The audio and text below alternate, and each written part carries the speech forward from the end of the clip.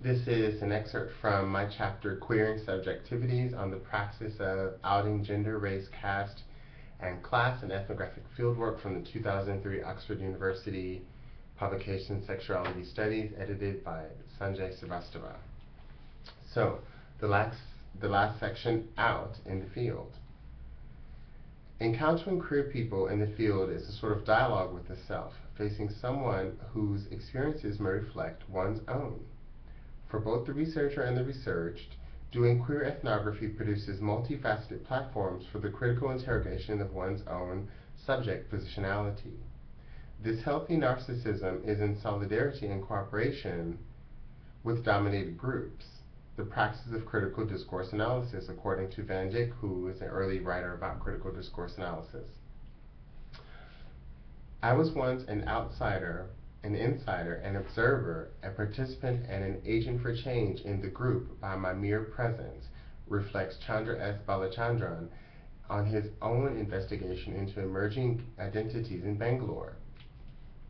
In Being Gay and Doing Field Work from Out in the Field, ethnographer Walter L. Williams, 1996, identifies some possibilities for outing queer researchers.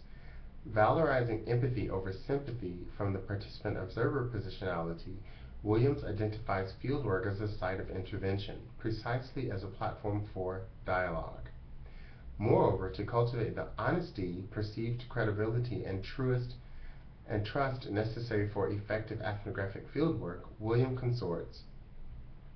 What I find is that as a person reveals a particular personal detail, it helps for me to throw in some intimate details about my own experiences.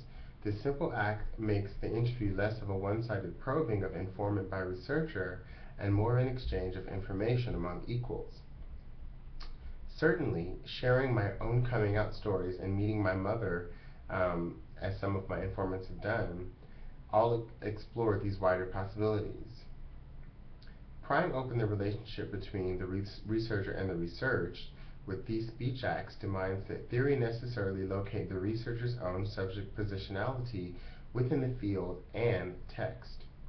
Since researchers may invariably advance into the field from radically disparate social locations, such speech acts are tools to assess any broader impact of our discursive trajectories. For example, Gilbert Hurt writes, in the past it was assumed in science that the investigator was heterosexual. From cultural anthropologists Gilbert Hurt and Andrew Boxer, exposing how silence works to uphold heteronormativity in academia, and this is what they write in the beginning of Children of Horizon, their study of a Chicago gay youth group. Silence occupies a peculiar space for gender disconformant people, like me, about whom assumptions are made yet often left unarticulated. I find that coming out in the field and classroom disarms silence's potential to oppress. Representing queerness names the unnameable and is therefore necessarily radical. Williams charges, given the paucity of unbiased data on homosexuality in non-Western cultures and the demonstrated incompetence of most heterosexual anthropologists in gathering such data, I want to do everything I can to encourage more lesbian and gay male researchers to go out in the field and gather information about the subject before it disappears. And since I think we should, in a sense, unapologetically go out into the world as gay and lesbian people and research the differences and nuances in gay and lesbian experiences and queer people's experiences around the world. And our mere presence in the field does something different and unique. That's it.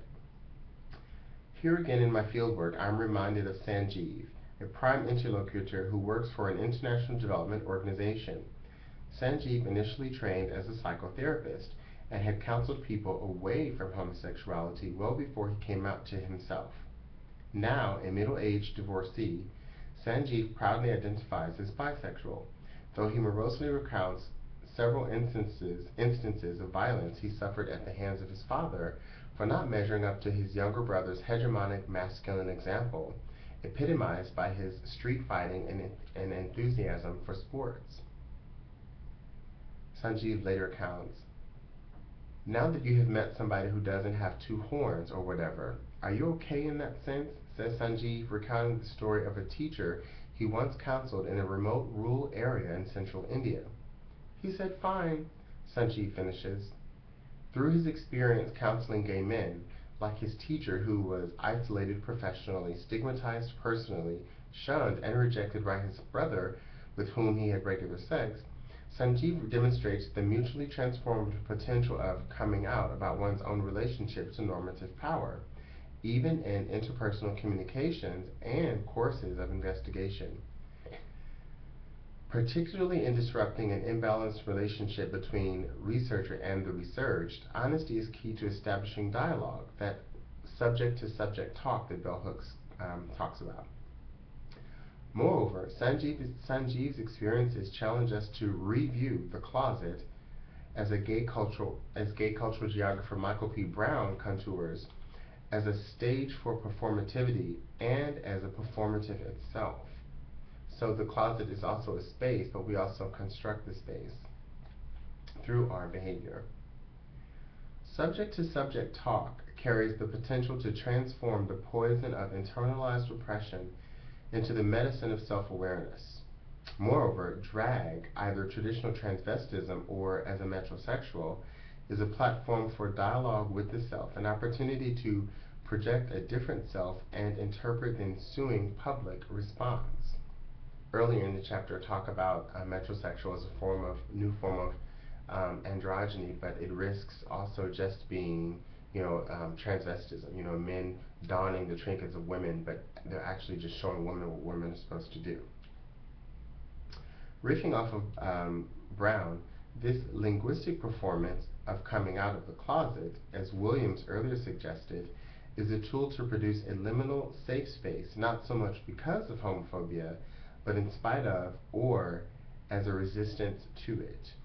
So in a sense, when we're coming out, even in the field, and also as Sanjeev was talking about coming out to a guy that he had to counsel in the field, we're both producing a safe space, even if that space is literally in a closet, a private conversation, but that space becomes a speech act in the way that it both acknowledges the existence of homosexuality, which is a very key factor in homophobia's ability to become insidious, to become infectious, is that homophobia by homosexual people is often experienced in isolation. So that the nature of coming out becomes radical and not just sort of, oh, I'm gay, or not just flaunting in the sense, the nonchalant way that heteronormativity is maintained through just, sort of public displays of heterosexuality everywhere. Brown is critical of the sacrifice of immediate context and social action that Judith Butler, in her 1993 seminal book, makes in order to substantiate her notions of performativity, positing that the queer researcher in the field facing a queer individual do not constitute mutually abstract audiences. Drawing on Brown's spatial analysis against Butler's elsewhereness of structure, these gestures draw meaning through subject-object positionality. In a sense, coming out is also an opportunity for the subject and object to switch, as much in a way that researchers must in order to gain trust and sense of intimacy with the researched. Ways in which identities are signified impact access to knowledge. For example, ethnographer Radhika Chopra takes readers through a broad dialogue with the self that includes several ways in which identities impact access to the field and, therefore, its knowledge.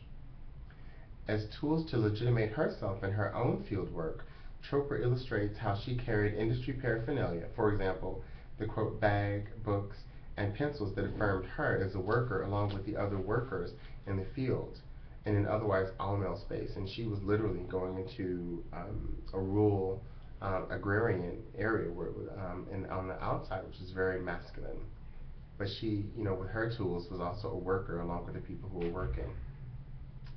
Suresh sought, another interlocutor to my work, sought elsewhereness for legitimacy through metrosexual drag. So he sort of became this metrosexual. So in this next section, tools for dismantling the master's house, an obvious play on words from Audre Lorde's, the master's tools will never dismantle the master's house. And with respect to sex, negotiating Hijra identity in South India, ethnographer Gayatri Reddy in her 2005 book seems to authenticate her own subject positionality as the legitimate indigenous voice by distancing herself from both European travelers and recent social historians, most of whom she collapses into the ominous category foreigners preoccupied with unhinging sex from gender. Reddy raises several of her anxieties surrounding her own subject positionality, highlighting the potentialities of reproducing a voyeuristic gaze at sexual alterity that fuels existing sensationalism, thereby unwittingly resulting in greater scrutiny of their lives, of the lives of the so-called other that she's investigating.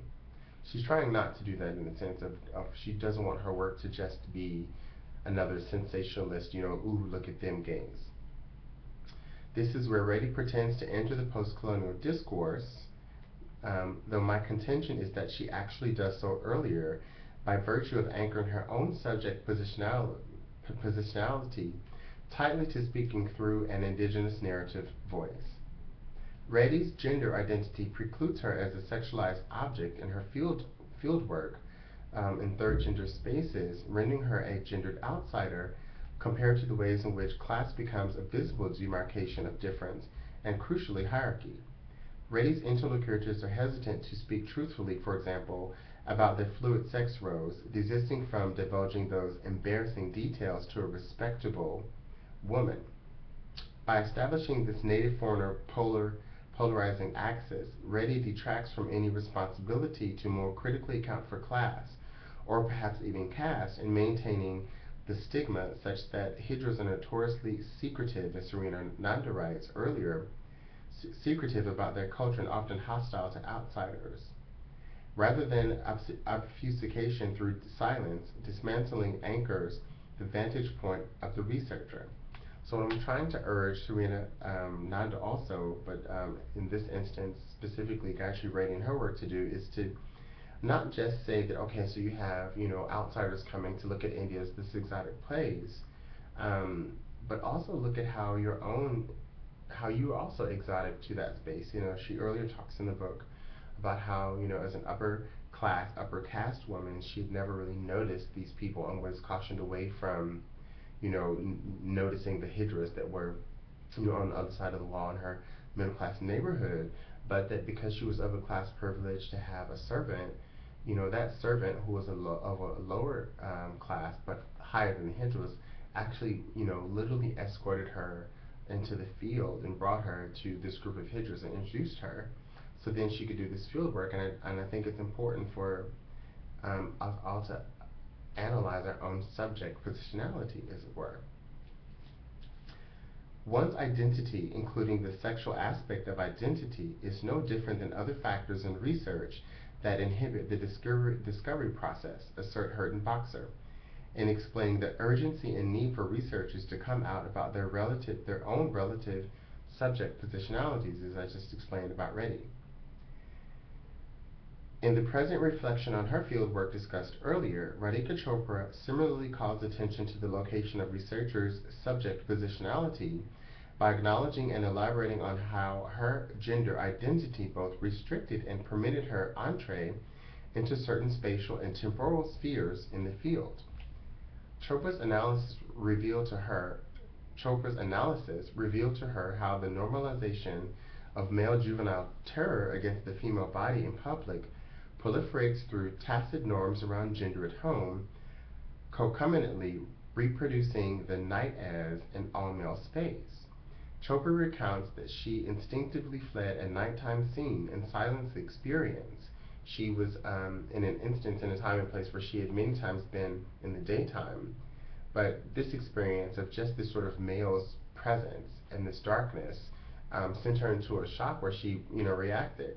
And with this experience, she recounts that she instinctively fled. Silence is the key to the reproduction of inequality. Chopra reflects, I put this incident down to fieldwork experience, the kind that remains indivisible, never written nor analyzed. I put it in purdah, she writes.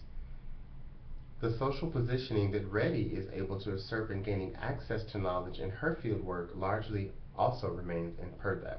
So we don't get to see, the social positioning, in this case, in a sense, kind of privilege, that escorts us to the field or gives us access to certain spaces or denies us access to certain space.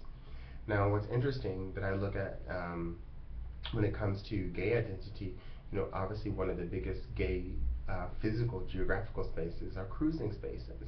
And often times they are by definition public spaces because they can't be sort of, too marked as gay. But they also have to be quiet, clandestine, people are able to hide. So you take a public space, even a public park, but under the cloud of darkness, they can become a gay space. Simply by virtue, just like Chopra points out, by becoming an all-male space. And this is one of the instances where we start to concern ourselves with the homoerotic and how fluid it becomes, because if the night, if she's saying public spaces in the night are so marked as all-male spaces, even in the urban areas as well as the rural areas where Chopra was doing her work, as I talked earlier about the cruising park, Nehru Park in the middle of Delhi is, a typical jogging park, in Chankapur in Delhi, but by nighttime, you literally have men wagging their penises and having sex in the middle, and literally smack in the middle of the park, which of course is the darkest, most secure part of the park. If police are going to raid, it's going to take them a while to get to the center of the park. So, in the middle of the day, it's flush with sunlight, but by darkness, it's just to this all-male space, and that's what is done with that space as a cruising space. So, of issue here is the disparate access and exclusion apropos the ways in which gender intervenes to block the process of knowing about the construction of knowledge. And that's what Chopra writes. By reframing the confrontation through her own self-objectification, Chopra also disentangles sexism's knowing by not knowing in tandem with other forms of oppression. And this is what the cultural geographer Brown writes about, and also Eve Sedgwick. Chopra's speech act, in a sense, coming out about the silence, but also coming out about the circumstances, the sort of elements around, also gave her further insight into her own work, and so it becomes a speech act. Chopra's speech act is therefore an act of resistance. An act of a resistance against the